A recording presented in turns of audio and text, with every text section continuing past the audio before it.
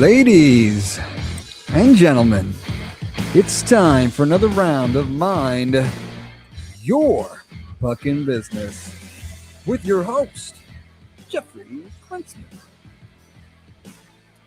Thank you, Dougie Sticks. You're welcome. Good morning. Thank you. I'm glad that you are welcome. This is from the beautiful studios of Undefeated Media here in Bergen County, New Jersey. This is the Mind Your Fucking Business podcast, brought to you, of course, as always, by DraftKings as well as the Bamboozle Project. If you go to the Bamboozle Project, which we always encourage you to do, and you can do so very easily at the link across your screen, which is thebamboozleproject.com. You can check out everything on the site. Use the magical 4 letters, MYPB. Watch 20% come off your bill magically at checkout. It is amazing when you can do that and save yourself some money. This is episode 219, Dos Cientos de Nueve. So if you're joining us with the Spanish features available to you this morning, we welcome you or whenever you are joining us. And we are taping this live on February 4th. And I do feel with the Olympic break coming up and possible trade news, I think it's important for you to know today, maybe even more than usual, where we are speaking of in time. And that is on February 4th, the Wednesday morning of the first Wednesday morning of February. You can contact us at any time, as always, at Mind Your Fucking Business on Instagram. We have a rule around here. We follow it immensely and to a T, and that is that we answer every single DM that you send us. So it is true. If you send us a DM and you clog it up like you guys usually like to do, we're going to make sure we answer you, and we will do that as we always do. You can listen to the show at any time. You can watch it live this morning on Instagram or YouTube, but you can stream it at your convenience. And I know some people were telling us the other day that they listen on CarPlay in their car. And if that's your preferred method, you can do that via the Spotify or Apple podcast abilities out there. So here we go. We're going to have Jonny Lazarus join us in a couple of minutes. And I'll mention this when Johnny comes on, but like when I was trying to go through questions last night to ask Johnny, there's like literally 7,000 you could ask. I mean, we're not hard of content right now to come up with stuff, but we were last Wednesday, and that was the day that the Rangers were going to start the home and home with the Islanders. It came out that day. The big news that day was, hey, we're not playing Artemi Panarin tonight. He's not hurt. This is a strictly roster management situation, which is no surprise, really, because it's no secret he's going to be traded. And if he's not traded by 3 p.m. today, it then has to wait 2.5 weeks, which is why I'm getting the feeling it's probably going to be today. We'll ask Johnny if he agrees when he's with us. But they came out and they said that. Now, I have no problem with that, right? And I'm on board with trading him. Again, it doesn't mean I don't have any love for the guy. I just think this is a business. And at the end of the day, for what he's asking and where the Rangers are right now, if you can get something back for him, that's the best thing to do for the organization going forward. So why risk him and play him in the Islander games or the Pittsburgh game on Saturday if really all that can happen is he gets hurt, right? He's not going to have any sort of performance in those games over the weekend or last week where he ups his trade value. I think everyone knows what Artemi Panarin is worth at this rate. So I don't think you need to play him for that sense. So they want to hold him out. That's fine. The Islanders home and home, I'm going to group that Wednesday and Thursday game together, the Wednesday game in Long Island and the Thursday game at MSG. What both games illustrate to me, and probably the Pittsburgh game falls in this line also. Mm-hmm. Right now, the Rangers, and this is a strong word I'm about to use, and I know that this is a strong word, but I'm going to say it. Yeah. The Rangers are unwatchable. Like it's to a point where it is painful to watch. And like, if you think about the schedule gods doing you a favor, that after they played at Pittsburgh on Saturday, they don't play until tomorrow. And then they don't play for 3 weeks, like just for like a mental health reset. If you're a fan of this team, it's just an unwatchable product. The Rangers, who lose both games to the Islanders in the home and home, finished the season 0-4 versus their neighbors. I guess it's still Long Island. UBS is not technically Queens, right? I think it's still Long Island. I think it's not far into Long Island. Someone can correct me if I'm wrong, but I think it's still Long Island. The amazing stat to me about the 4 games with the Islanders, and this is a Ranger team that last year, in as bad of a year as last year was, because last year was not a good year either, beat the Islanders in every game. This year, they never held a lead once in any of the 4 games. It's brutal. Let that sink in. Actually, it's bad enough that you go 0-4 versus a team like that is considered your rival. You never had a lead for 1 second in, let's say, 60 minutes, in 240 minutes worth of hockey this year that you played against the Islanders. You never for 1 second out of 240 minutes had a lead. That is remarkable. Yeah. Now, I don't lose sleep, and I know some of you will disagree with me on this, and that's fine. And maybe that's because I live in New Jersey. I don't live in Long Island. I go to Long Island maybe once every 15 years, and I hate it because no matter what time you go, there's traffic. I had a college roommate who used to live in Uniondale, and it never mattered when I would go out to see him. It could be 3 in the morning. There was traffic. So maybe I'm about to say what I'm about to say because I don't live there. I don't lose sleep over the fact that they went 0-4 versus the Islanders. I really don't. I probably would if it was the Devils or something like that. I don't like the Islanders. I don't root for them. As a matter of fact, I watched the game versus Pittsburgh last night and was rooting against them because I don't like them. But I don't lose sleep that they were 0-4. Like, I know Islander fans were, celebrating the fact, as was their announcers with the brooms at MSG, that they went 4-0 versus the Rangers. Okay, I mean, they haven't. Not even impressive. Right. I mean, the Rangers are terrible. Yeah, we're not even impressed. And I said that somewhere on someone's Instagram thing, and I got a lot of flack for it. But I was just being honest. Like, if you didn't go 4-0 versus the Rangers this year, I would think it's more of an indictment against you than it's something to celebrate if you did. The Rangers are terrible. Yeah. It's at a point, I know for me, it's at a point like I'm looking on, like, what should I watch right now? And it's like, the Ranger game's on. Do I want to put myself through that right now? Yeah. I don't even do I want to tune in? I don't know. Yeah. So the Rangers on Saturday go and they play Pittsburgh. And I want to illustrate something that you didn't see. I didn't see it. I had to go find video of this online.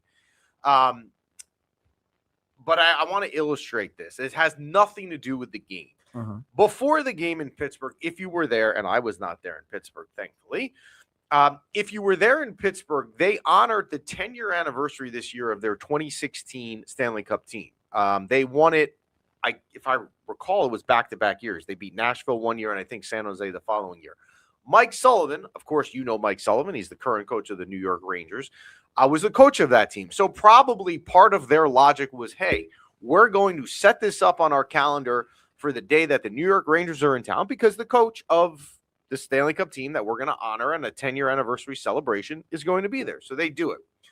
Mike Sullivan is called out on the carpet before the game in the pregame ceremony, as are other members of the team. Sidney Crosby, who still plays there. Obviously, they brought back a lot of players. Marc-Andre Fleury, who was their goalie. Chris Kunitz, I saw, was there. If you remember him, the Game 7 goal versus Ottawa to send them I think that was the Eastern Conference Final, Game 7, that he scored against Ottawa. Anyway, they bring all this thing. They do this elaborate ceremony. Mike Sullivan, I'm thinking to myself, Mike Sullivan is standing there right now in, I think it's PPG Arena. That's the current sponsor, right? He's standing on a carpet on the ice. He's being lauded and cherished as a member of this team that he coached, and we're celebrating that. And the ceremony ends, and he turns around, and he goes back on the red carpet that they had out there, so they don't slip on the ice, and he walks to go coach the Rangers in this game. He's got to be thinking to himself, that is the biggest drop-off in 10 seconds I've ever seen. You were out there being celebrated as a Stanley Cup champion, and 10 seconds later, you're behind the bench of an absolute train wreck. I'm thinking to myself, he's got to be thinking in that moment, why did I ever leave here? And maybe he didn't leave there on his own terms with Kyle Dubas, his general manager. We don't know. But if he left there and it wasn't his own terms, it was his own terms to come here and play here. I don't know why. I mean, he's got to be thinking to himself, what is he doing? So the game Saturday, I watched it. I don't know why, but I did watch it.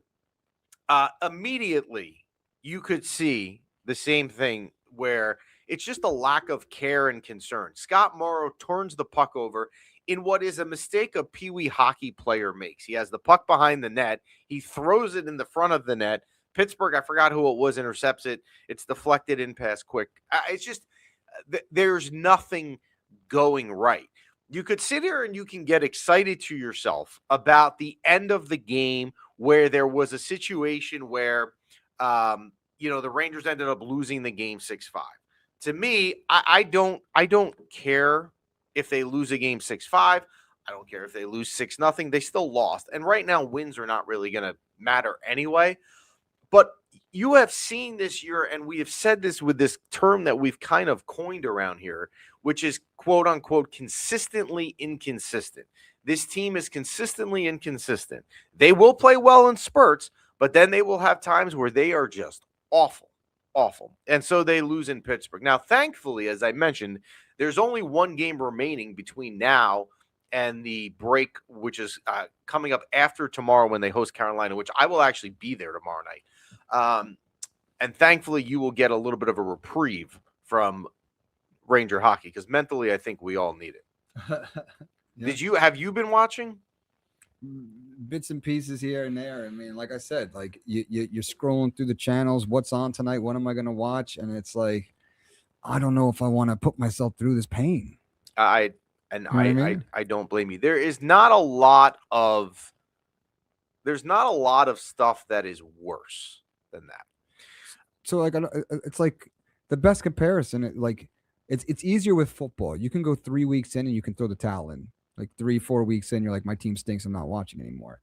Like, now I'm going to throw in a comment, although for some reason it's not up on your screen. Someone is talking about the town randomly that you may know well. Okay. And that is saying that he would rather drive to Oakland during rush hour than watch the Ranger game. I mean, rush hour isn't that bad in Oakland. Well, you got like 208 and 287 merging. You also have a really good youth hockey program there. But I think 17 would be more brutal. Yeah. I don't know why the comments on our screen up here aren't showing up, but they're showing up on the feed online. Is this Facebook? Is this YouTube? Nope, YouTube. It hasn't refreshed the comments below it. I don't know if you want to take a look at that. There's a lot of comments on YouTube right now that are coming up on our YouTube feed on my computer screen, but not showing up. Maybe they're private or blocked. Nope. I don't know. I don't know. Not the end of the world. You see the other ones though, right? I do, but then nothing has been coming in since then. All right. So today, obviously, a roster freeze day at 3:00. NHL teams are not allowed to make any moves until the end of the Olympics, which means that you will probably see moves today. Now, everyone around the league, obviously, if you're a fan of the New York Rangers, you're looking at one player in particular as to who would be moving. But I think if you were around the league, there's really one player you're looking at, and it's the same thing, and that is Artemi Panarin. Mm-hmm. We have talked, and I had this discussion yesterday with some of like the really good New York Ranger Instagram pages. We kind of have like a group text, and we were saying like we just want this to be over with. We don't need this to linger for 2.5 weeks because again, if it doesn't happen today, it can't happen tomorrow, and it can't happen next week. You're going to hear this linger. So you'd almost rather just get it over with. I have always been of the notion, if you've listened to us the last few weeks, I don't really care too much about the destination that he goes to, but I do care more about the return.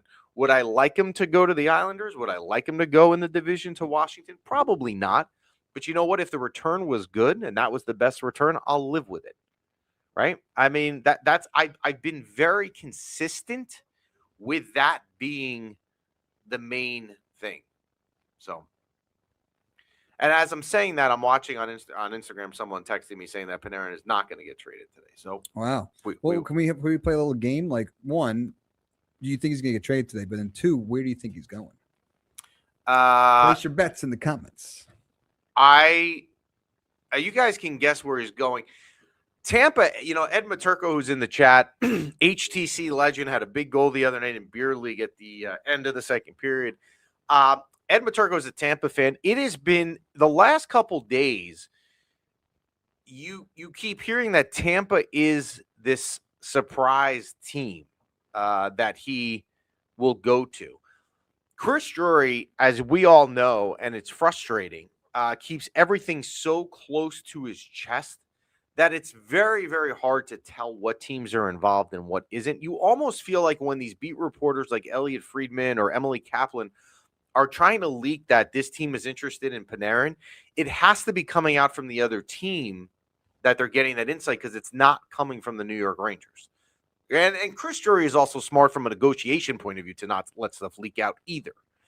I do think it is important if you're focused on the return that you're going to get from him, and that is what should be your number one focus, by the way, that whole key comes into it as will he sign an extension? Because again, his value is a lot higher if he signed an extension by far. Absolutely. And that is a major thing.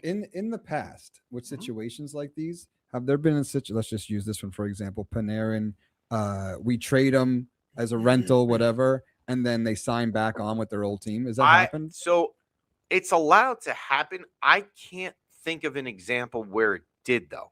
But there's nothing that precludes it from happening. The problem with that here is this, and I've thought of this a lot, and everyone has, right? Well, if you gave Panarin up as a rental, maybe he comes back in the offseason, right? Good. That's wishful thinking.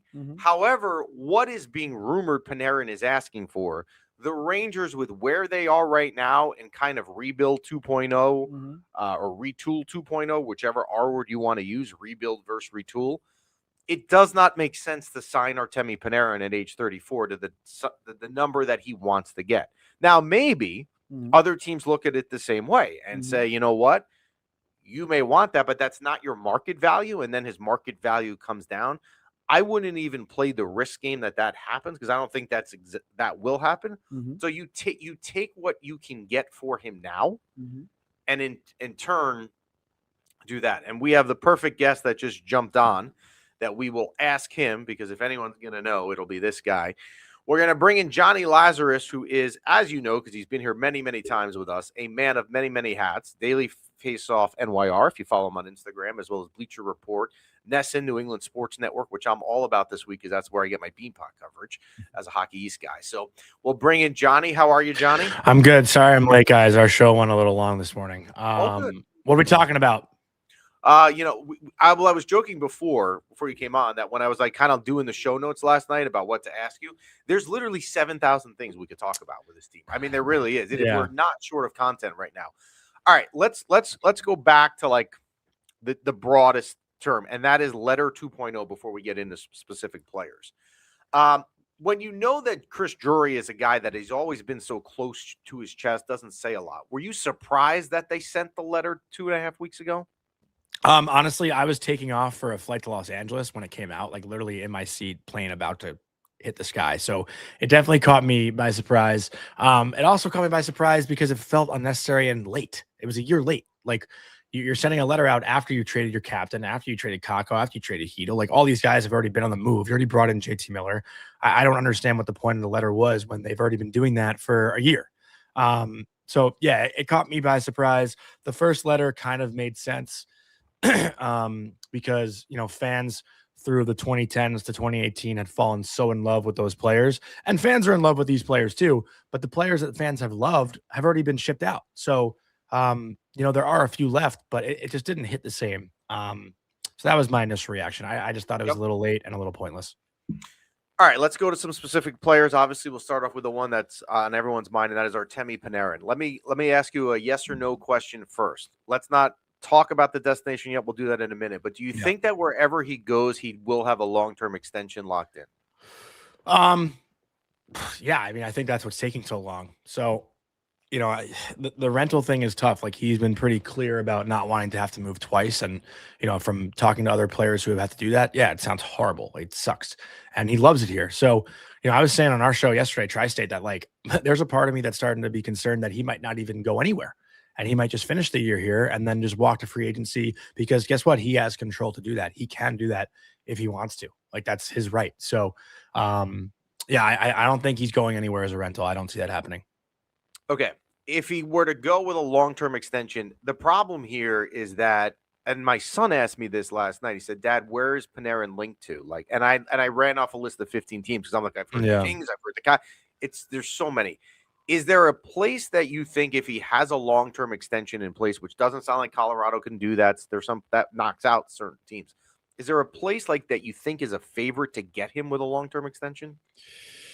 I've been saying it's Tampa for like weeks now, and I know that's kind of making its rounds yesterday, but listen, I haven't asked him about it, but I know how much Russians love Florida. Like, it is true. Like, you go to Sunny Isles, Florida, the whole thing is Russian. Like, it's just kind of how it is. But, I know he has relationships with Kucherov, Vasilevsky. Everyone says Bobrovsky's his best friend, but a lot of Russian guys are friends. And Tampa right now, they have a team that's, built to win right now. They have a team that's built to win over the next 2 to 3 years. And, Julian Breezeball has done it in the past where he's, made harsh decisions. He didn't re-sign Stamkos. Like, he's a guy who's going to put his neck on the line and go make these things happen. So for me, the Tampa thing, if they can move on, I know Bjorkstrand was the name that the money kind of lines up and makes sense.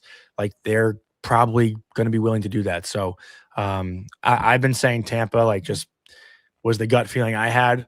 And, that's the one I think that makes the most sense for him, just because of, what their lineup looks like right now and what it'll look like for the next 4 years. Okay. So I think it's very hard here to determine his value because you don't know if there's a long-term in place. He's obviously very, very good to be on the trade market, which players like this usually don't hit the trade market. I've seen, like, is it similar to Brock Nelson in Colorado? I mean, and I don't mean this as disrespectful to Brock Nelson, but I mean, he's a better player than Brock Nelson. What do you think is a fair asking price? Is it a first round pick and a decent player? Is it where I don't even know where to go. I don't even know where you start. Well, so my mind has changed on this too. I get the frustration because, like, the Rangers chips are in the middle of the table. So, teams basically, it's a bidding war, but it's also like this team has basically no choice now but to move him. So, like, they don't have the leverage, right? The Rangers don't have the leverage in this deal. They don't want to be forced to hang on to him and lose him for nothing. So I don't think the return is necessarily as significant as what Brock Nelson got in return. And to the point of Guardo 123, if he's a rental, yeah, his value is less and less. Like, I've been saying, no matter what the return is, it's gonna feel underwhelming. Also, just because of the impact that Artemi Panarin had in this organization as a player, right? Like, he's been the leading scorer since he's been here. Has been in Hart Trophy conversations, 90-point years, 120-point year. Like, no matter what the Rangers get back for him, it's going to be like, fuck, are you kidding me? Ooh, sorry, I didn't mean to curse. But, I just, it's a frustrating situation because the Rangers have shown everything, and I would expect one current NHL player, maybe one prospect, and a first round pick. Like, I think that's what you'd want. I don't know if you'll get multiple players. I could see you getting multiple picks. Like, maybe it's, one prospect, a first, and like 2 seconds, maybe. But yeah, anyone's guess right now is as good as mine. Okay. Yeah, it's hard to say. Let's shift gears to another player. Alexis Lafreniere. I'm going to ask the same question I just asked you with Panarin with him. What is the value for him at this point? Oh, I thought there was more to that. No, for Lafreniere, I don't even know. I think the value is probably, I said it earlier this year and I've gotten ripped for it because Svechnikov has been on a tear, basically since I said it. It's one of those, like, change of scenery trades probably. Lafreniere obviously has not taken off the way people would have wanted to. Like, what was it last year? Dylan Cousins for Josh Norris. Like, that was the Ottawa Buffalo trade. I could see something like that happening with Lafreniere where, like Joe Albanese is saying, it's really a swap player for player. Like, he needs an opportunity somewhere else, maybe, where he can go and just try to have a fresh start. And, there are other players out there who can maybe come to New York and have the same thing. I don't see Lafreniere, like, having such a big return. His value has probably never been lower, and you're dealing with 6 more years on his contract. So, to me, that seems like a player swap. What happened with him? Like, I don't, you could understand it if he's been terrible every game, but you look at the spring of 2024, the playoff run, you think of the goal in Game 3 versus Florida, the coast-to-coast goal. I think of a goal, I think it was 2021 between the legs on a Saturday afternoon against Detroit that you still see on highlights. He then kind of did that goal again in Washington a year later. The talent is there. It's not that it's not there. What is it with him? You know what? I think some guys, like, we see it with McKinnon, McDavid, Celebrity. There's the guys who just – truly are the hockey freaks that love the game. You know, like, I'm not saying he doesn't love the game, but I don't know if like he has the mentality of I need to prove to everyone I'm the best, where like other, you know, typical number one overall players have that in them. They have that drive in them. And that's been the most confusing part because, you know, I think back to the 2022 playoffs and when the Rangers played the Penguins in that first round and you saw the kid line and whatnot, like he was throwing the body. He was physical. In the conference finals, he had gotten into a scrap with Stamkos, if people remember that. Like he had that give a fuck, you know, like that you can't really put on a stat sheet or a chart or a graph. You just see it and you feel it. And you felt it a couple of years ago, but it is way too inconsistent. And that's the frustrating part as a fan and someone who watches every game because snarl is a good word, Dennis. But he had it. He's shown it. And I don't know where it's went. And like some guys, listen, I haven't talked to him about it. I'm not putting words in his mouth, but you could really tell the players in the NHL who like love being the best. And not everyone's built that way. Like, you know, there are guys who truly try to get better every day. And there are guys who say they want to get better every day. And right now, he hasn't shown to me that he's the one who really works on his craft every day, like some of the top players in the league do. And, you know, maybe that'll click with him at some point, but it hasn't clicked yet. And, you know, just from knowing him a little bit, like in the interviews I've done, again, I've never really had like a one-on-one conversation. He's like this happy-go-lucky guy. He's a good dude. He loves being in the NHL. He's, you know, a good guy in the locker room. Everyone loves him. He's funny. He's goofy. But, you know, while that is good to have on your team, it's not what you typically see from a number one overall pick. And that's kind of what's separating him from everyone else. It's like the guys who take it so seriously day in and day out with everything they do. Do you think that they will move on from Trocheck? You think he's getting traded? I think, you know, I said it like 2 weeks ago. I think he gives you the best return right now just because, you know, the demand for a center like Vincent Trocheck for a playoff run is so high. You know, what team right now that's really competing for a cup would not want to have Trocheck as like a third line center? Like, to me, that's scary if he's a third line center. I know that's not necessarily how he's played this year. But with how things have gone these last 2 seasons, you know, I think, again, like going to a team that's competing for a cup, we saw what he did 2 years ago. He was probably the Rangers' most important player in that 2024 run. Like, Peter Laviolette loved him because he did everything. You know, as Laviolette said, he touched every part of the game: power play, penalty kill, face-offs, 6-on-5, 5-on-6, 4-on-4, 3-on. Like, Trocheck, you can put in any situation. So I would think Vinny Trocheck gets the best return, and that's why, to me, you have to trade him at the deadline. Because if you trade him over the summer, you're probably not getting as good as a return as you would now, because at the deadline, teams are a little bit more desperate. They're not as well thought out because they're cup hungry. In the summer, it's like, all right, like, let's reassess and see what we got here. But at the deadline, it's like, all right, we're going for it. You know, this team can do it. So they're willing to move on for more pieces. Yeah, you can. I agree with you completely. If you're a team that you have cup aspirations and you add him as your third line center, I mean, that's a pretty good add. Yeah. You know, to have there. And his contract isn't terrible either. All right, speaking of contracts, Schneider's contract is up over the summer. He's a UFA. I've heard his name mentioned possibly in a deal. Do you think that the Rangers intend to re-sign him? And also, what would his asking price be? Because his contract right now is not that high. Yeah, I don't think the plan is to re-sign him. Not that I've really heard any reports or anything on that. That's just like gut feeling. What's he making right now? Like, I think he's about 3. I'm gonna look it up. Yeah, I'm gonna look it up. He's making not a lot. 2.2. Yeah, so even lower than you and I both thought, honestly. His asking price, I would think, would be similar to Will Borgen's, like in that 4 range. Just because, you know, I guess, you know, he'd want to sign a long-term deal, and the hope for him would be to be a top 4 guy, and top 4 guys in today's NHL seem to be making between that like 4 to 6 range. You know, and it's so funny. I love when people say with the cap going up. That's like such a popular thing to say.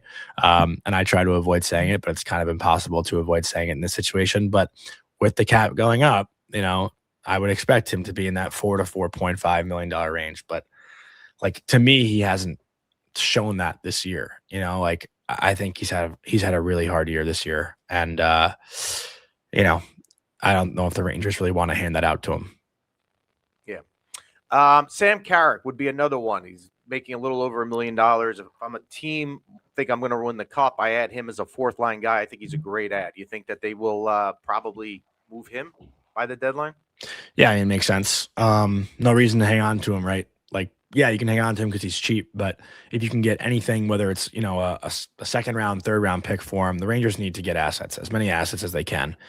This prospect pool is not deep. Hartford is struggling.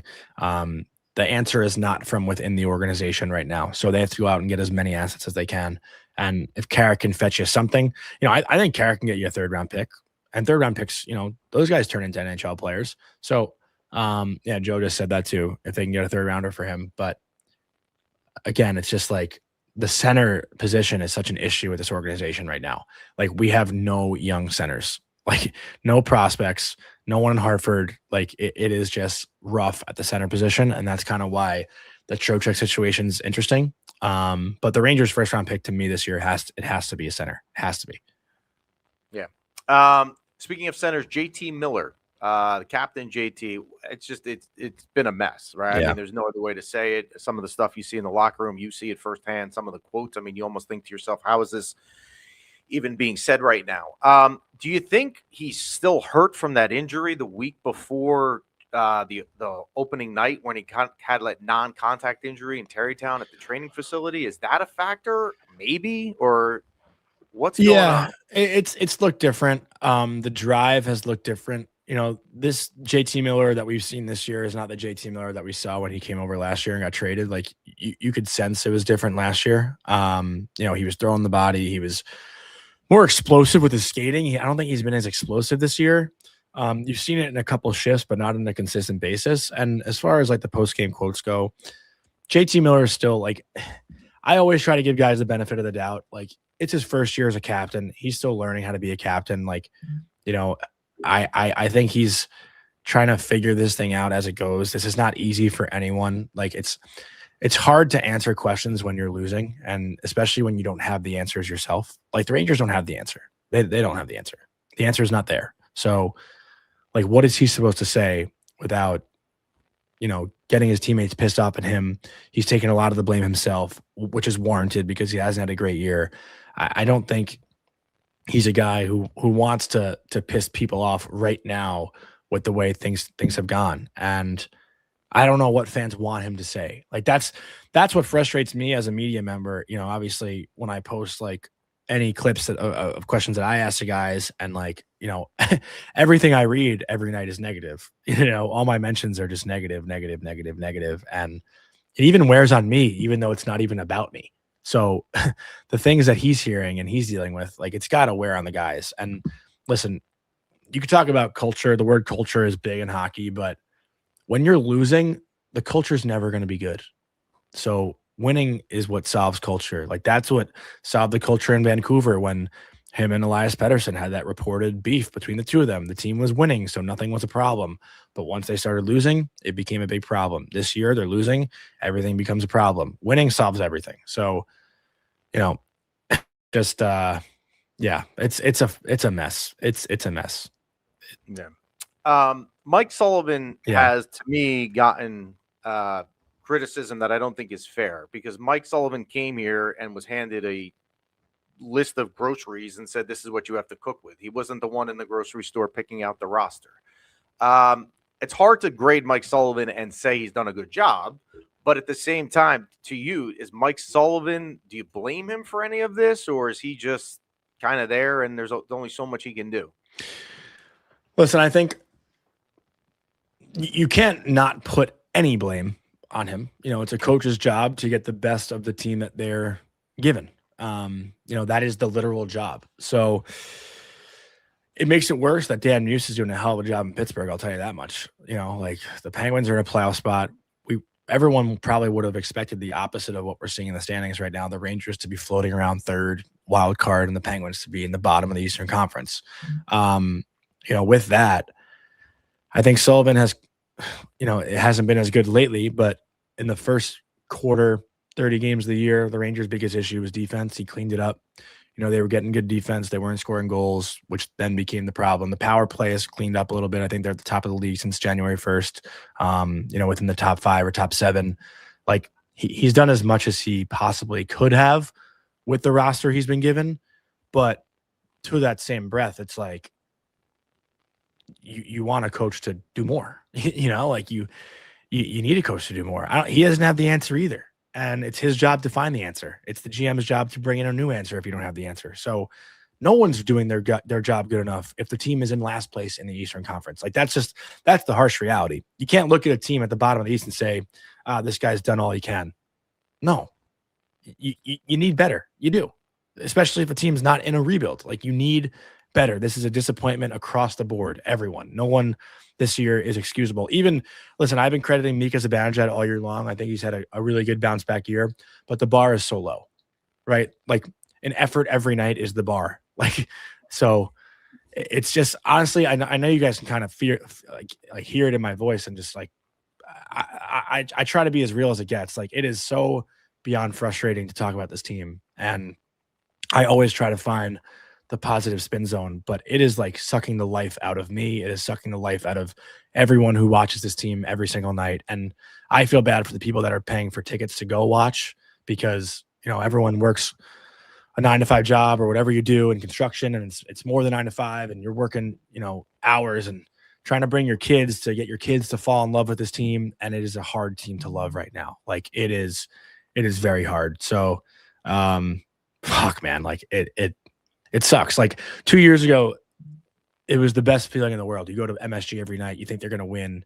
You're feeling so good. Like everything in life is just better when the team that you love is winning. Like right now, it's freaking freezing. There's snow everywhere, and you got to schlep to MSG to watch the team lose. Like it sucks. Like there's no other way around it. It sucks, and everyone needs to do a better job.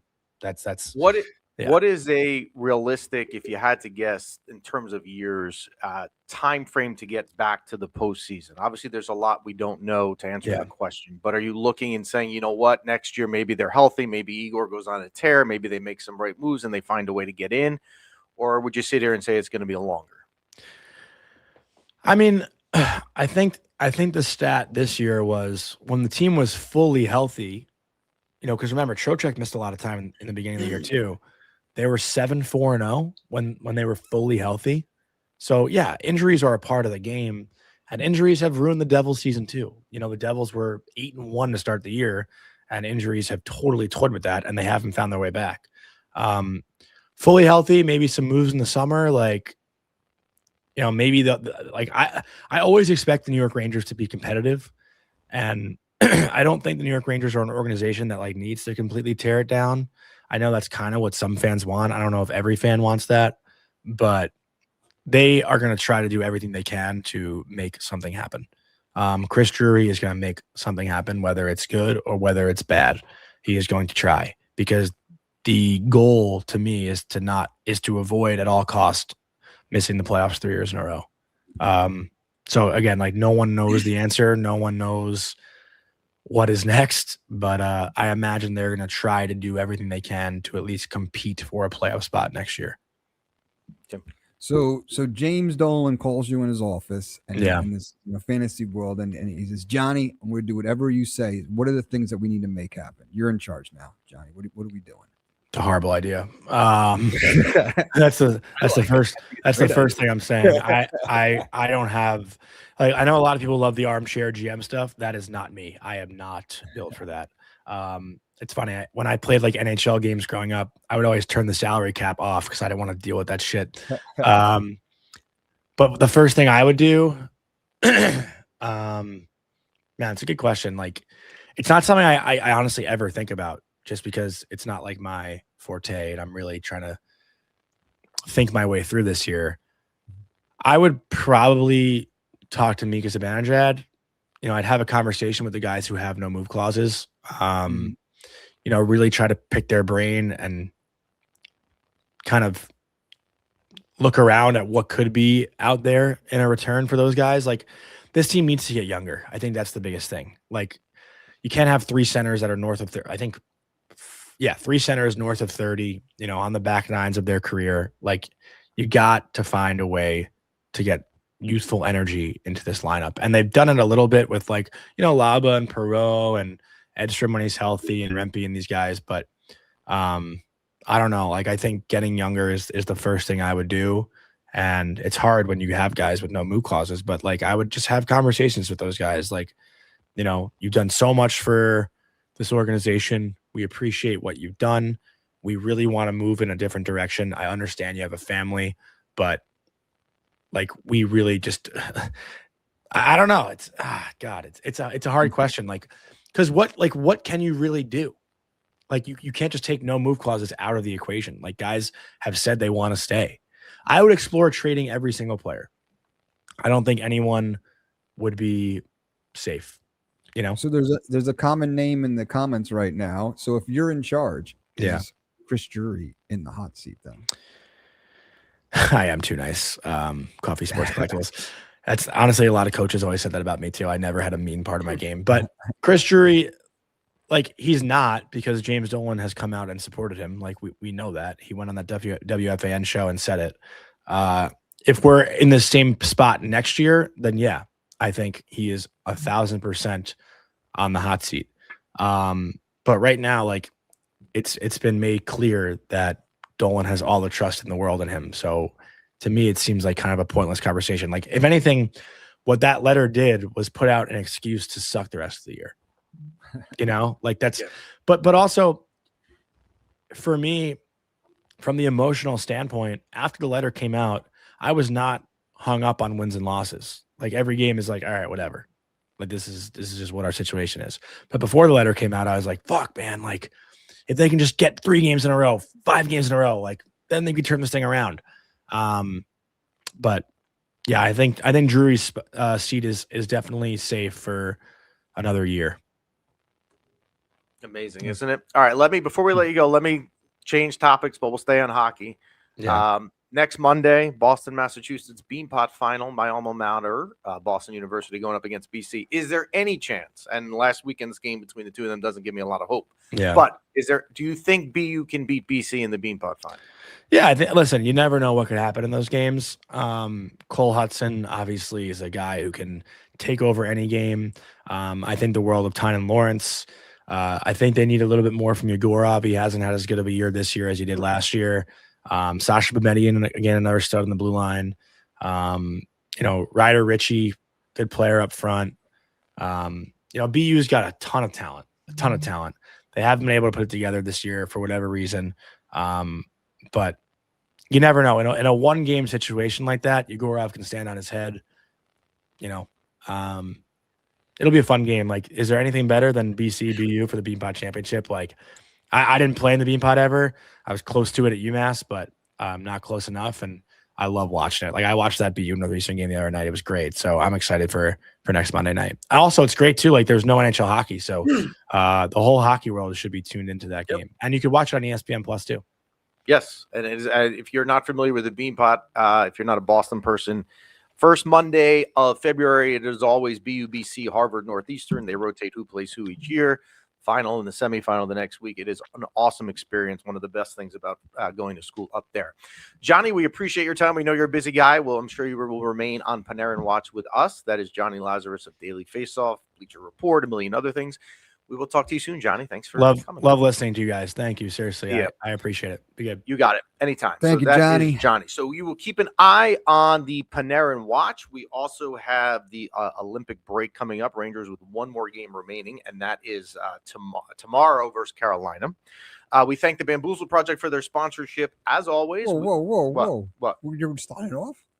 What do you want to do? Super Bowl? I mean, it's just the biggest football game. I mean, we talked covered every other week, and you're not going to cover the Super Bowl? Well, we kind of said it last week. Nothing's changed. I'm taking God. the one thing that I asked for Yeah. when the playoffs started was don't let the Eagles or the Patriots win the Super Bowl. We got that. I don't want the Patriots to win. Yeah. I do think Seattle's a better team. Yeah. Look, one game scenario, you never know. Mm-hmm. I'm taking Seattle. How about you? Well, I'm actually disappointed in myself. I wanted to wear my Sam Darnold jersey, my Sam Darnold Jet jersey that I had from years ago. And I forgot it at home, so I apologize. But yeah, I don't think anyone on the planet wants the Patriots to win. I also find it hilarious that no one likes the Patriots, but everyone also doesn't understand why Robert Kraft's not inducted to the Hall of Fame now that's too. true. And you're going to tell me that Tom Brady's not going to get a first ballot inductee? I don't know. I don't know what's going on over there. Maybe we should start our own Hall of Fame. We should. The Undefeated Media Hall of Fame. There you go. So Super Bowl this weekend, and then we'll certainly do a recap next week. So we will keep an Dennis eye. wants the Pats? Jeez Louise. Yeah. The heck's wrong with I that? like that. Darnold Schwarzenegger. You see Arnold that? Schwarzenegger. I like that. So we will so enjoy the Super Bowl this weekend. Enjoy the Rangers tomorrow night before they have one last game to ruin your month before they get a break.